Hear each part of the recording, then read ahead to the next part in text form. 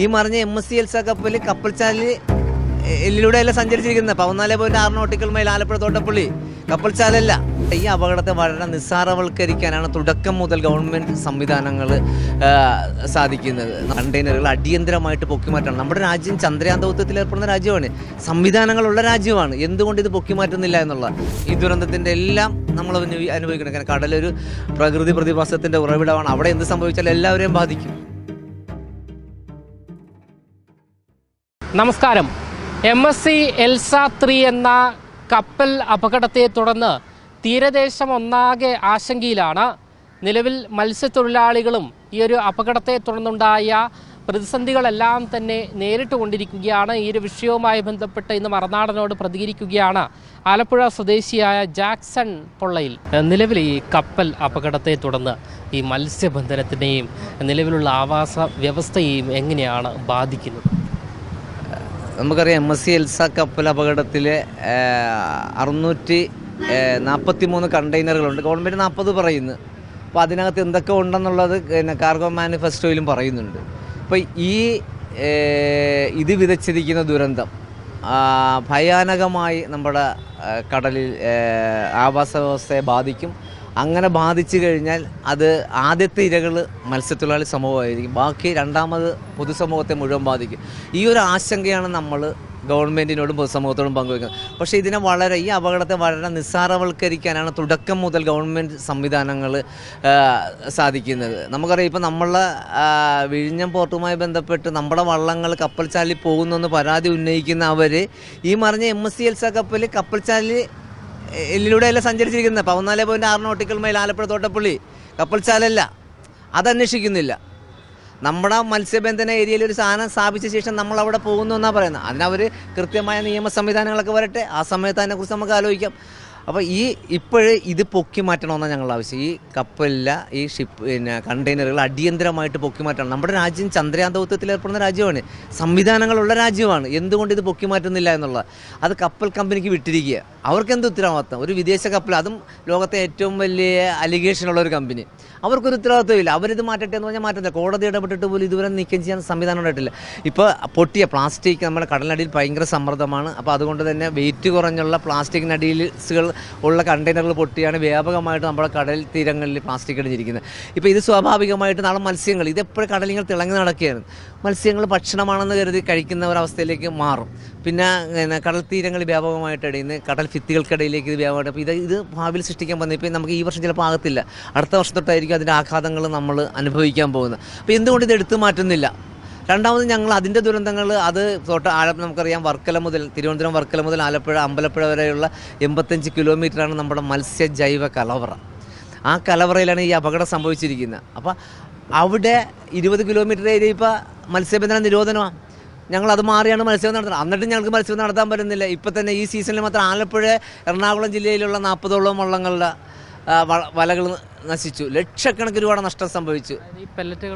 പെല്ലറ്റുകളല്ല, ഈ കണ്ടെയ്നറുകൾ ഉടക്കി വലകൾ കീറിപ്പോകും. ഇത് കടലിനടിയിൽ അലക്ഷ്യമായിട്ട് ഒഴുകി നടക്കുകയാണ് ഈ കണ്ടെയ്നറുകൾ. പിന്നെ കൊല്ലം ജില്ലയിൽ, തിരുവനന്തപുരം ജില്ലയിലൊക്കെ വ്യാപകമായ നാശം സംഭവിച്ചിട്ടുണ്ട്. അപ്പോൾ ഈ നാശനഷ്ടത്തിന് അടിയന്തര സഹായം ചോദിച്ചപ്പോൾ ഗവൺമെൻറ് പറഞ്ഞ കപ്പൽ കമ്പനി കേന്ദ്രം എന്നൊക്കെയാണ് പറയുന്നത്. നമ്മുടെ സർക്കാരിൻ്റെ 12 നോട്ടിക്കൽ മൈലിലാണ് ഞങ്ങൾ മത്സ്യബന്ധനം നടത്തുന്നത്. ഞങ്ങൾ നിയമപ്രകാരം ലൈസൻസ് രജിസ്ട്രേഷൻ സർക്കാർ പറയുന്ന എല്ലാ ഫീസും അടച്ചിട്ട് മത്സ്യബന്ധനം നടത്തുന്നവരാണ്. അപ്പോൾ ഞങ്ങൾക്ക് നഷ്ടപരിഹാരം തരുവാനുള്ള പ്രാഥമികമായ നഷ്ടപരിഹാരം തരാനുള്ള ഉത്തരവാദിത്തം ഗവൺമെൻറ്. അതിനുശേഷം കപ്പൽ കമ്പനിയുടെ ആണെങ്കിൽ അത് വാങ്ങിച്ച് തിരിച്ച് ഞങ്ങളോട് വാങ്ങി ഞങ്ങൾക്ക് തരികയും ചെയ്യുന്ന സംവിധാനങ്ങൾ ഗവൺമെൻറ് ഉണ്ടാക്കണം. ഇതൊന്നുമില്ലാതെ കൈയൊഴിഞ്ഞുള്ളൊരു സമീപനമാണ് ഇരിക്കുന്നത്. ഇത് വരുന്ന ആളുകളിൽ മത്സ്യബന്ധന മേഖല കൂപ്പുകുത്തും. കാര്യം നമ്മൾ ഏറ്റവും കൂടുതൽ പിടിക്കുന്ന പെലാജിക് മത്സ്യങ്ങളാണ്. അയില, മത്തി, നത്തോലി ഇനങ്ങളാണ് നമ്മുടെ മത്സ്യ ഇനങ്ങൾ. അത് നമുക്കറിയാം, മത്തിയൊക്കെ എന്ന് പറഞ്ഞാൽ സെൻസിറ്റീവായ വളരെ സുരക്ഷിതമായ ആവാസ മേഖല ജീവിക്കുന്ന മത്സ്യമാണ്. അവിടെ എന്തെങ്കിലും ഒരു വേരിയേഷൻ സംഭവിച്ചാൽ അവൻ നമ്മുടെ ഈ കടൽ വിട്ടുപോയാൽ മത്സ്യമേഖല തകർന്നു പോകും, തരിപ്പണമാകും. അയിലയോ ഇതൊക്കെ തന്നെ ഇപ്പം നമുക്ക് കിട്ടിക്കൊണ്ടിരിക്കുന്ന നത്തോലിയാണ്. നിങ്ങൾക്കറിയാം, ആഭ്യന്തര വിപണിയിൽ പോലും ആവശ്യത്തിന് മത്തിയും അയിലയും കിട്ടുന്നില്ല. അപ്പോൾ ഇതൊക്കെയാണെന്നുള്ളതാണ് ഞങ്ങളുടെ ആശങ്ക. ഇനിയും 3-4 മാസം കൂടെ ഞങ്ങളുടെ സീസൺ അവശേഷിക്കുന്നുള്ള. വരുന്നാളുകളിൽ നമുക്കറിയാം എന്താണ് സംഭവിക്കുന്നത് എന്നുള്ളത്. അപ്പോൾ തീർച്ചയായിട്ടും ഗവൺമെൻറ് ഉത്തരവാദിത്വത്തോടു കൂടെ കാണുകയും ഈ വിഷയത്തിന് പരിഹാരം ഉണ്ടാക്കുവാൻ ഉള്ള പാക്കേജുകൾ സൃഷ്ടിക്കും. ഗവൺമെൻറ് ഇപ്പോൾ വേറെ ചില നടപടികളിലാണ്. ഞങ്ങൾക്കറിയാം കേരളത്തിലെ ഏറ്റവും വലിയ ക്ഷേമനിധി ബോർഡ് മത്സ്യത്തൊഴിലാളി ക്ഷേമനിധി ബോർഡാണ്. ഞങ്ങൾ നീണ്ട 10 വർഷത്തെ സമരത്തിലൂടെ നേടിയെടുത്ത ഒരു ആനുകൂല്യങ്ങളാണ്. പ്രകൃതിയുമായി ബന്ധപ്പെട്ട് മല്ലടിക്കുന്ന ഒരു ജനവിഭാഗം എന്ന നിലയിൽ അവൻ 100 പേര് പണിക്ക് പോയാൽ 10 പേർക്ക് കിട്ടാറുള്ള, ബാക്കി 90 പേരെ നിലനിർത്താനുള്ള വളരെ ദീർഘവീക്ഷണമായ പദ്ധതികളാണ് മുൻ സർക്കാരുകൾ ആവിഷ്കരിച്ചത്. ഇപ്പോൾ അതിലേക്ക് അനുബന്ധ മേഖലയെ, അതായത് ഈ ഹാർബറിൽ ഐസ് അടിക്കാനും ലോഡിങ് അൺലോഡിങ് നിൽക്കുന്നവരൊക്കെ കുത്തിക്കയറ്റിക്കൊണ്ട് ഈ കപ്പൽ അപകടത്തിന് വരാൻ പോകുന്ന നഷ്ടപരിഹാരം ഉൾപ്പെടെ അവർക്കൂടെ വാങ്ങിച്ചു കൊടുക്കാനുള്ള രാഷ്ട്രീയ തൊഴിലാളികളെ നിലനിർത്താനുള്ള ചില നീക്കങ്ങൾ ഗവൺമെൻറ് കഴിഞ്ഞ ദിവസങ്ങൾ നടത്തിയിട്ടുണ്ട്. അതൊക്കെ ശക്തമായി പ്രതിഷേധിക്കുന്നതിനെതിരെ വരുന്ന നാളുകളിൽ പ്രതിഷേധം ഉണ്ടാവും. ഈ നിലവിൽ ഈ കണ്ടെയ്നർ എടുത്തു മാറ്റുന്നില്ല, ഇതിനുള്ള കാരണം എന്താണെന്നാണ് മനസ്സിലാക്കുന്നത്? അതാണ്, അതിന് ഉത്തരവാദിത്വം ആർക്കുമില്ല.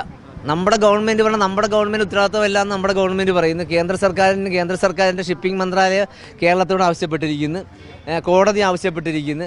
പക്ഷേ എല്ലാവരും ഷിപ്പിംഗ് കമ്പനിയിലേക്ക് വരും. അവരാണ് ഉത്തരവാദിത്തമില്ലാത്ത, ലോകത്ത് ഉത്തരവാദിത്തമില്ലാത്ത ഒരു കമ്പനി. ആ കമ്പനി എങ്ങനെയാണ് ചെയ്യുന്നത്? അപ്പോൾ ഇതെല്ലാം കേരളത്തിൻ്റെ പൊതുസമൂഹം ഇതെല്ലാം അനുഭവിക്കേണ്ടി വരും. ഈ ദുരന്തത്തിൻ്റെ എല്ലാം നമ്മൾ അനുഭവിക്കണം. കാരണം കടലൊരു പ്രകൃതി പ്രതിഭാസത്തിൻ്റെ ഉറവിടമാണ്. അവിടെ എന്ത് സംഭവിച്ചാലും എല്ലാവരെയും ബാധിക്കും.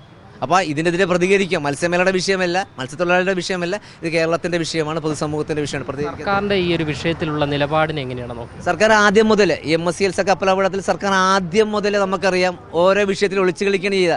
മത്സ്യമേഖലയിൽ പ്രതിഷേധങ്ങൾ ഉയർന്നപ്പോഴാണ് ഗവൺമെൻറ് കേസ് എടുക്കാൻ പോലും ഗവൺമെൻറ് തയ്യാറായത്. പ്രതിഷേധത്തിനൊടുവില്ല. അവസാനം കോടതിയെ, മത്സ്യമേഖലയിലെ ട്രേഡ് യൂണിയൻ പ്രതിനിധികൾ കോടതിയെ സമീപിച്ചു. TM പ്രതാപൻ അടക്കമുള്ള നേതാക്കൾ സമീപിച്ച ശേഷമാണ് ഗവൺമെൻറ് കേസ് എടുക്കാൻ പോലും തയ്യാറായിരിക്കുന്നത്. അപ്പോൾ ഗവൺമെൻറ് ആദ്യം മുതൽ തന്നെ ഈ MSC എൽസ കപ്പൽ കമ്പനിയെ സംരക്ഷിക്കാനും അത് വിഴിഞ്ഞവുമായി ബന്ധപ്പെട്ട ആണ്. കാര്യം വിഴിഞ്ഞത്ത് വരുന്നില്ല MSC എൽസയുടെ കപ്പൽ. അപ്പോൾ ആ ഒരു ധാരണയൊക്കെ ഇതിനകത്തുണ്ട്. അത് ഒരു വലിയ ദുരന്തത്തിന് കേരളം സാക്ഷ്യം വഹിക്കും.